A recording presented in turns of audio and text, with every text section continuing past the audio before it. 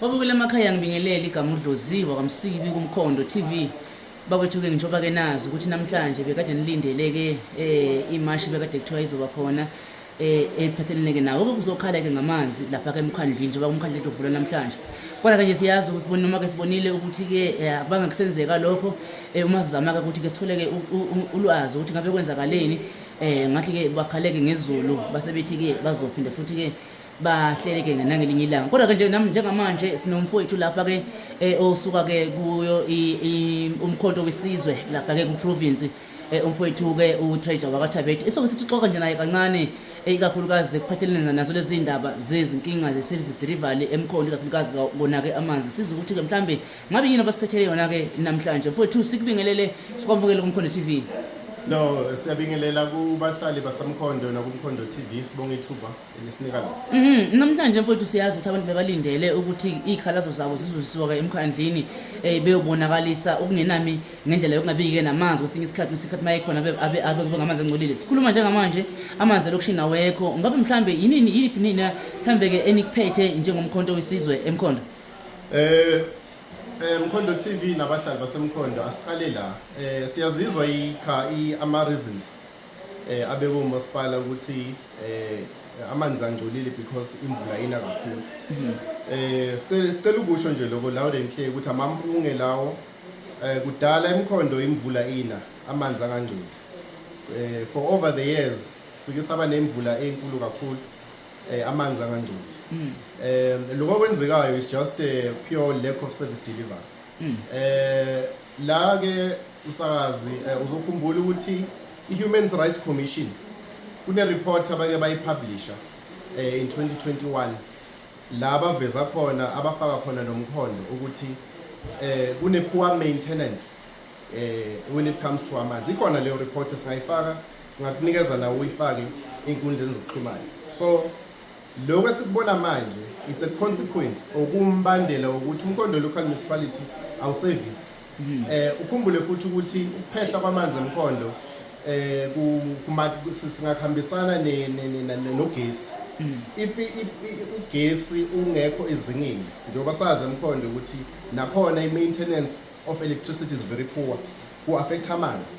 So indaba yokuthi imvula iyana amampunge lawo number 1 uzokhumbula-ke ukuthi msakazi siwumkhonto wesizwe mhla ka-5 July kulonyaka odlule 2024 sike saba nemashi sahamba saya lapha kamasipala submit memorandum.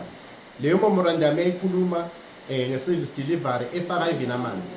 Phambilini or 2 months before sifaka i-memorandum sasibhale ama-letter close to 4 ama-letter esawafaka kamasipala ukuthi sinenkinga yamanzi emkhondo. Please maintain 1, 2 and 3 and 4. Sahlala no-general manager, sahlala futhi no-speaker womkhondo local municipality. Wasithembisa ku-general manager ukuthi indaba yamanzi bazoyilungisa emkhondo. Yingakho sabe sathi ake sihlehle kancane ngoba sathi uma simbuza wathi no banohlelo lokuthi balungise. Lokho sokwenzekayo msakazi it's an indication ukuthi umkhondo municipality abazi ukubenzana. Saba advisor ku memorandum esayisubmitha nge-5 July ukuthi abake baphume ema-ofisini bahambe baye inkampanini ezidila ngamanzi bake bayocela ulwazi olungumahhala. Senze umzekelo nge-Water Research Commission. Kunenkampani ekuthiwa i-Water Research Commission. I-Water Research Commission if uya kuyo manje ingafika assist ngokuthi how can you improve infrastructure yamanzi. Also they can expose you to funding, international funding ukuthi ubuye uzokhona ukuthi ngenze example le report eyaphuma ngo-2021 ye-Human Rights Commission yathi ama-pipe lawo e-asbestos they are outdated.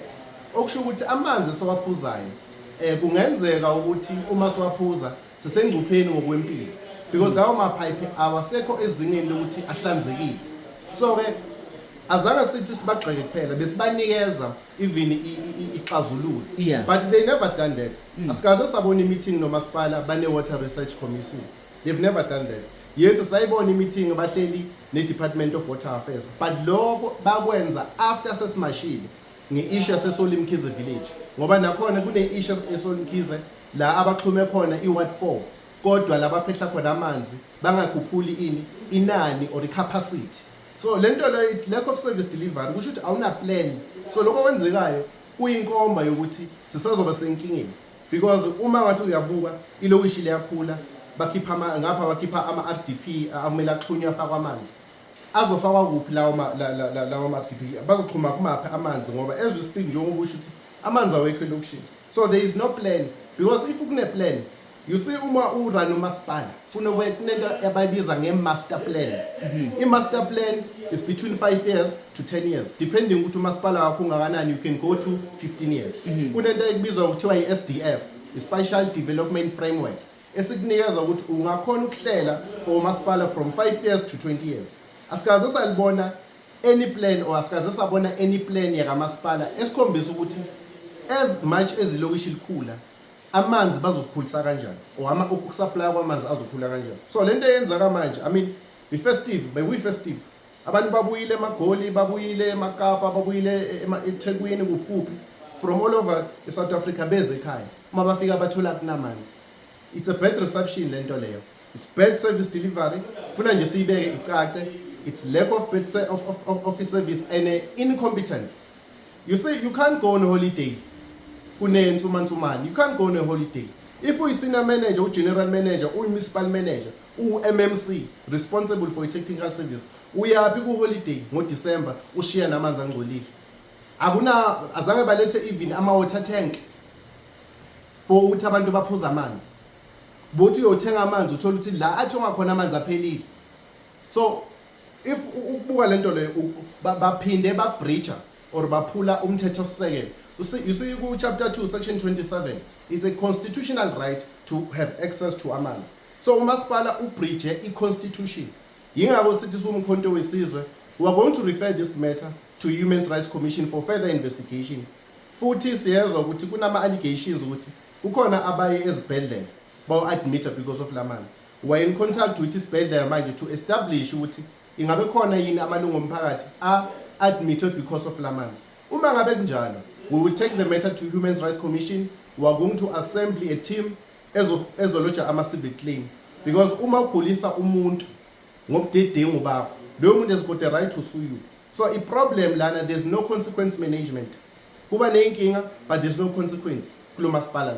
So it's high time manje ukuthi umkhondo local municipality uma ngabe wenza into wrong, they must be held accountable. If in indaba yogesi, we've given them solutions as MK Party. Yes, it was one of them, they've implemented it. For instance, a program by apply. It's called ESDM. We saw that they've applied for it, they got approved, and 4 million has already been allocated to them. That was our proposal, CMK Party, to umasipala.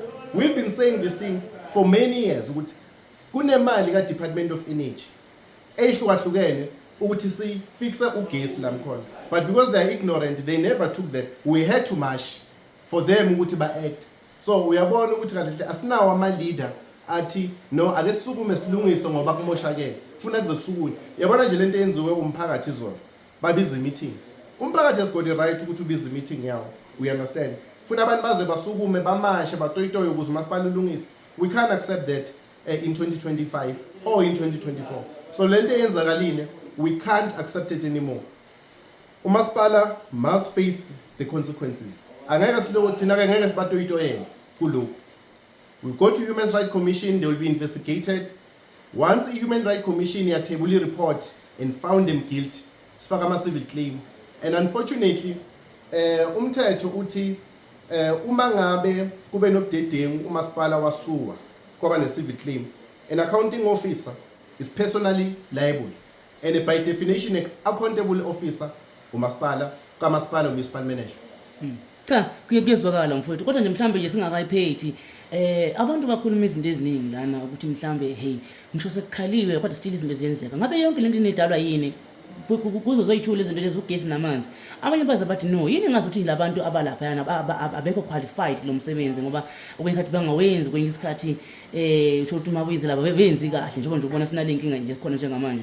Abanye baza kuzovela indaba yokuthi ke umasipala awunamali. Ngabe mhlambe nina mabe kukhona ucwaningo nisene nathi kulenza yikuphi ke nikuthole nje ngathi licavela kuyi root cause ya yonke lento lena before nje mhlambe siyiphethe? Number 1 ukungabi nandaba. Yabona uma uzothola njengoba ngingasho phambili, uma uzothola i-senior manager ezoya ku leave kodwa kunenkinga, ku department yakhe. Uyabona uma usebenza kamasipala kufana nobizo lento le. Akusumsebenzi, ukusebenza kamasipala akusumsebenzi. Kufana nobizo. Meaning you must even work extra hours uma ngabe kunenkinga. Number 1 ukudedengu nokungabi nandaba. Kule yama ukuthi they are not qualified. Angeke ngiconfirm because anginawo ama qualifications alaba abasebenza khona. But it's an issue of management. Umuntu oyi general worker at some point uma kumele asebenze athola ukuthi there is no system in place. Awekho ama equipments. Ngenze example. Ama kule report ye Human Rights Commission kuvelile ukuthi ama asbestos lama pipes esiwasebenzisayo are outdated. I can't expect a general worker kube yiyo eyongqongqoza ka Department of Water Affairs, eyongqongqoza ka Water Research Commission. It must be the management. That's why manje umuya kamasipala uye office le senior manager. You won't find even a single document speaking to the problem that we have with the solution. Umuntu yavuka nje uyayibamba. You understand? So we can't be in a position to allow that. Number 2, i-issue yemali. You read audit report from auditors general. Iyakutshela ukuthi imali isetshenziswa ngobudedengu. Wasteful expenditure. Exactly, and fruitless expenditure. So imali ikhona but isetshenziswa ngani ngobudedengu. So we can't say asinamali. The question is how are we using le mali esinikezwe yona? Sikhuluma ngemigwaqo, road infrastructure. I-MIG is being allocated yearly. But let's go and check how is this money being used to service the community. We understand. We come to the issue of electricity. If manje waya kamasipala uyocela agenda bayibiza lento leni attendance register where they went to the Department of Energy and said Department of Energy is in a crisis. Sicela ukuthi nivula amasango nisilekelele with so much. Kune DBSA, Development Bank of South Africa. They've got funds. You need to go there, put a strategy in place, convince them to assist you with the funding. We've got a private sector, la Mkhondo, afuna uku-assist with these issues, but they are being politicized, those proposals, and then abewele citing. And yithi safara at the end of the day. So we can no longer be in a position which is acceptable into leyo. Thirdly, indaba yokuthi political will. If you are a politician, we are leading an institution. Sikhombisa phela ukuthi nawe you are willing. Ungasukumi ngoba sekunenkinga. Inkinga afuna uyibone iza if you are a leader. Ungayiboni seyilendile. So the issue leyo ukuthi imvuliyana I mean what the explanation is that? It means your system in place. You knew because uma ubeke system in place. Kunalento abayibiza SWOT analysis. Strength, weakness, opportunity and threat. So what was the threat? Uma babeka le system yabo ukuthi uma imvula ina. In fact, it's opposite. Uma ngabe imvula ina kakhulu, funa ngabe siba namanzi clean. By the way, that's what the science yamanzi is saying. The more we've got more water, we should be having more clean water, rather than the explanation abasinikezwe. Because manje uma ungaya lapha kule water plant yabo, siyo check nje kusasa. Ubuke equality of service yalapho, ubuke equality of infrastructure. It tells you exactly ukuthi there's no maintenance. Manje bekanje bekhamba ugesi, ubhumile uhamba for many days.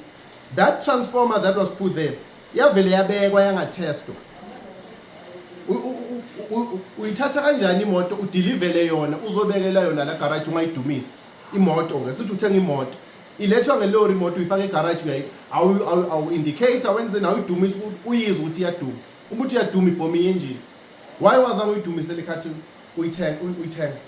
So lana we're in a crisis where we're dealing ne management engazi ukuthi yenzani, particularly technical services, because the issue yamanzi is a technical service issue, the issue yogesi is a technical service issue, the issue yemgwaqo is a technical service issue. So we need a master plan in place for the next 5 years. Unfortunately, they can't say for the next 5 years because next year we're going for elections and they are not coming back. They are not coming back. That I can guarantee you, they are not coming back. Yes. Siyabonga mfowethu. The last question engifuna ukuthi mhlambe engicela ukuthi uphawule kuyona.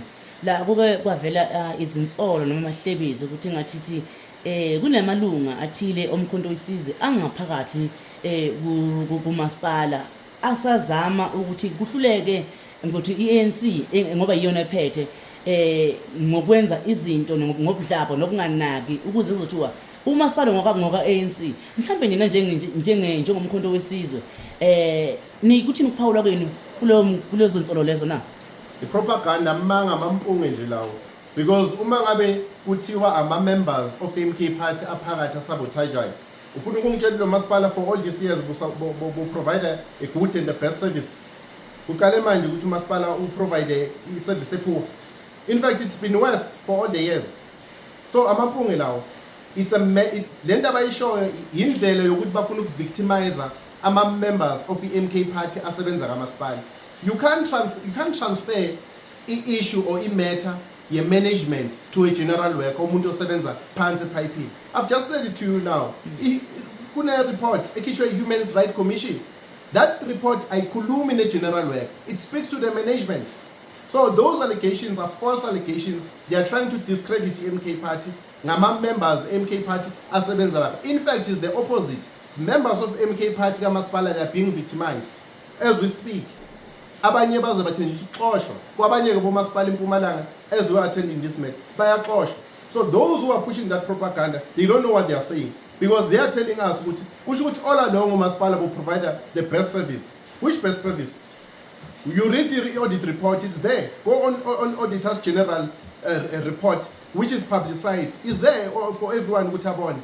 Umasipala waseMkhonto has been providing the worst service. Akusiko kuqala by the way, ukuthi njalo uma ku December amanzi angabe khona. Bekuphi MK Party lapho? Bekuphi MK Party? MK Party was born last year 16 December 2023. The ANC has been running this municipality for how many years? Bese ke kuzothiwa manje MK Party. In fact, the MK Party has provided solutions to this municipality. I've just said it to you now. The program ESDM, Yalama Light, Lawa Solar. It's a program of the MK Party. Go and read the memorandum of the MK Party. Go and read proposal we submitted before we even joined the MK Party. Umasipala had no clue ukuthi there was a funding efana ne-ESDM ka-Department of Energy. Because if they were aware and they had a clue about it, why bangazange ba-applyele for all these years? Why ba-applyele uma sekusukuma umkhonto wesizwe? That's why even when you read our memorandum somkhonto wesizwe, ikunikeza solution. Kukumanje njengoba ngisho ukuthi we said they must go to Water Research Commission. Nali idamu leli lapha ngazansi kaserenkini. Le damu lokhu liyancipha. I-Water Research Commission kune-report, kune-science that is there ekutshelayo ukuthi to sustain le damu ukuthi lingashi because liyasha. What you must do, there must be a program in place for that. Have they implemented? Wabona nje una clean le dam le. Algaze clean le dam. Hlala lingolile. Algaze la clean. So there is no place, there is no plan in place. So abamusu kukhomba umkhonto wesizwe. Umkhonto wesizwe in fact is here to provide solutions. We see others they are taking stance. Ukuthi they are now intervening. They want to fix the issue amanzi nani. Nge 5 July 2024 when we marched to umasipala, the very same people manje abasukumayo bathi bona bawusolve i-issue amanzi kamasipala, they were criticizing us, they were bullying us, basithuka basihleka yonke lento le. But I'm not here to speak about other political parties, but political stance on matters of importance when it suits you, it's actually a crime, because all this time you were quiet because you were a beneficiary. Now that you see ukuthi hey lento enguyo ngathi iya emgodini usuyaqala uyasukuma, why bothulile all along?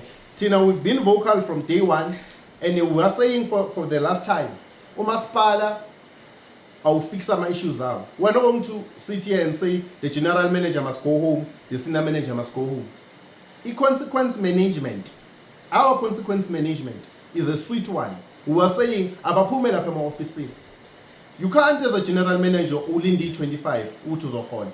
But if we track what have you done kuleyo nyanga, there's nothing as far as plans, because if we general manager uyisina manager uqhashiwe kamasipala akaqhasha wena soqhasha ingqondo yakho kusuke kubona kwingqondo yakho because you are at a strategic level ukuthi usinikeze ixazululo kule inkinga esinazo. Asikwazi ukuba nexazululo nenkinga ezikaso sine general manager sinama senior manager, it can't be.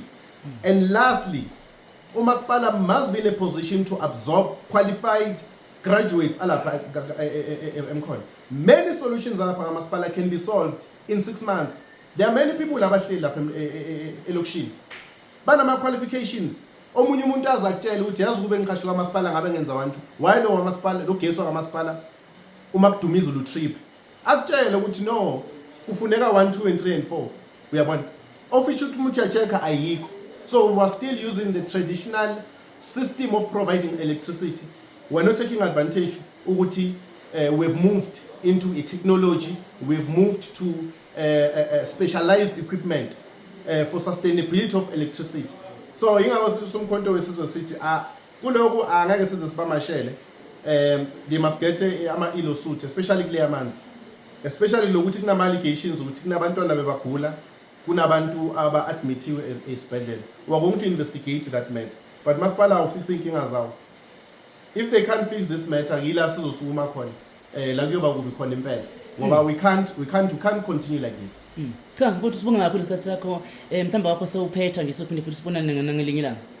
No ngibonga kakhulu kuMkhondo TV ukuthi nisukumele sibonga ukuthi nomphakathi siyawuphephisela kakhulu especially kule festive season la kubole khona inyama zabo bayifaka emafrijini mabacede ukuthi babulisele inyama base baphuzisa amanzi angcolile asibaxoliseli siyabaphephisela uyabona because abantu kumele baxolise lawo masipala and uxolisa ngebetter service if not the best.